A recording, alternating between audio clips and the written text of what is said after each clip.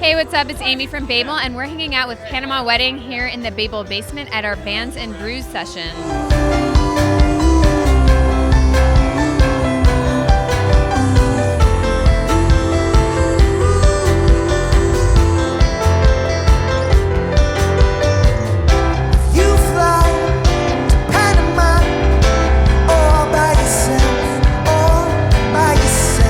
You know what? I have to admit that I was so scared that I was going to announce you guys as Panama City. So, has anyone ever really messed up the name or announced you guys wrong? I've heard Panama Weekend. I've heard Panama City before. I don't know. Luckily, it hasn't been that bad, but I can understand why people would get it wrong. But do you correct them, or you just kind of run with it? I kind of run with it. Well, the worst is when someone gets your name wrong, as a person. Yeah. It's like, oh, so we're with Michael from Panama, and you're like, wait a minute, that's not my name. This Panama Wedding is I think somewhat memorable. I don't know. People usually get it right. Yeah. Well, how many weddings have you guys played? None so far. Maybe in 10 years, if things don't go well, we'll be a wedding band.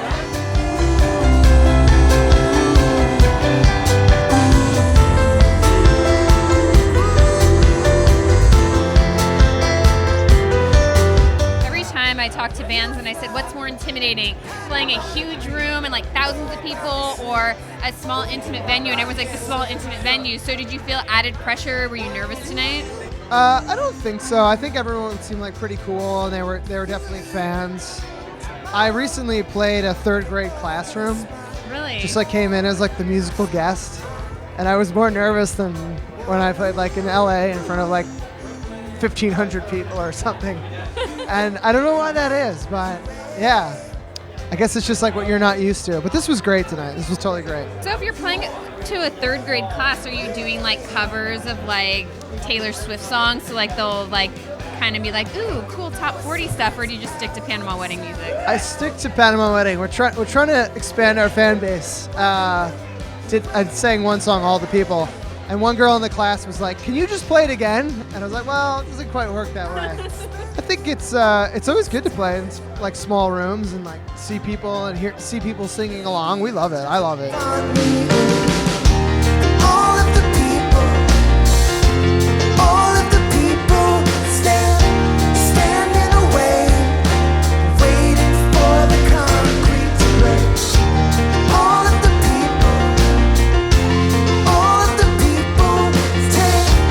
take it away.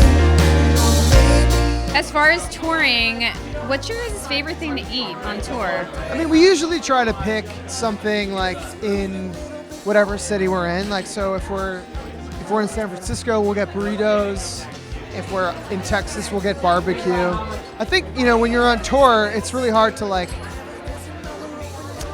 visit landmarks or go to a museum or spend too much time, but you could always eat.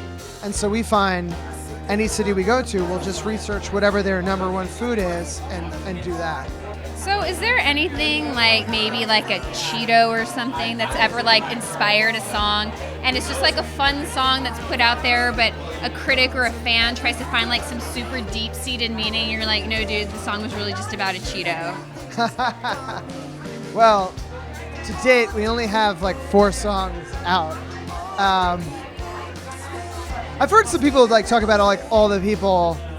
There's some lyrics about I hope heaven has another open door for us. And I saw a bunch of people online writing this is a religious song about God and following Jesus. And I saw these comments. I was like, what? I don't know. It's not. I mean, I think it's a good thing when people look at your lyrics and could draw some sort of meaning beyond your original intent. We woke up late, still half asleep. The airport line out in the street. Baby, I know you wanted to stay, but the weekend rush won't let us wait. So let's talk about your EP. We put out an EP recently called Parallel Play, and I think it's been really good for us because we released our single All the People, which got a lot of attention online. But it's great to introduce some new songs and different kind of vibes to our fans, and Uma's done very well. People seem to like that and trust, and feels like summer, and hopefully it's enough to keep people kind of satisfied until we put out a full length record.